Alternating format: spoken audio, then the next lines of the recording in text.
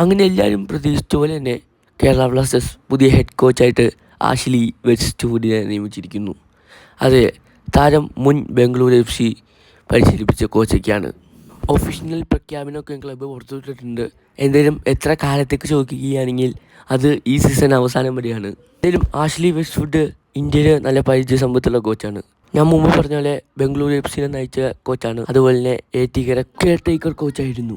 പിന്നെ പഞ്ചാബ് FCയിലേക്ക് പരിശീലിപ്പിച്ച അനുഭവ സമ്പത്തുള്ള കോച്ചാണ് ഈ ആഷ്ലി വെസ്റ്റ്വുഡ്.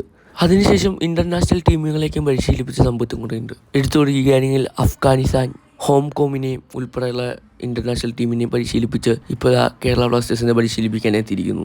അതുപോലെ തന്നെ കേരള ബ്ലാസ്റ്റേഴ്സ് ഒരു വിദേശ താരത്തിൻ്റെ സൈനിങ് കംപ്ലീറ്റ് ആക്കിയിരിക്കുകയാണ്. അത് ഒരു മൊറോക്കൻ താരമാണ്. കേരള ബ്ലാസ്റ്റേഴ്സ് ഒഫീഷ്യലായിട്ട് അറിയിക്കുകയാണ് കരീം ബെനാരഫ് എന്ന് പറയുന്ന താരത്തിനെ കേരള ബ്ലാസ്റ്റേഴ്സ് ടീമിലെത്തിച്ചിരിക്കുകയാണ്. ഈ സീസൺ അവസാനം വരെയാണ് താരത്തിന് കോൺട്രാക്റ്റ് കൊടുത്തിരിക്കുന്നത് കേരള ബ്ലാസ്റ്റേഴ്സ്. എന്തായാലും താരം ഒരു മിഡ്ഫീൽഡറായിട്ടാണ് കളിക്കുന്നത്. എന്തായാലും സീസൺ ഇപ്പോൾ പകുതിയായി നിൽക്കുന്ന സാഹചര്യമാണ്. ഇപ്പോഴും താരങ്ങൾ വന്നു പോകുന്ന സിറ്റുവേഷനാണ് ഇപ്പോൾ കാണുന്നത്. എന്തായാലും വീഡിയോ ഇഷ്ടപ്പെട്ട ലൈക്ക് മറക്കരുത്. ചാനൽ സബ്സ്ക്രൈബ് ചെയ്യുക.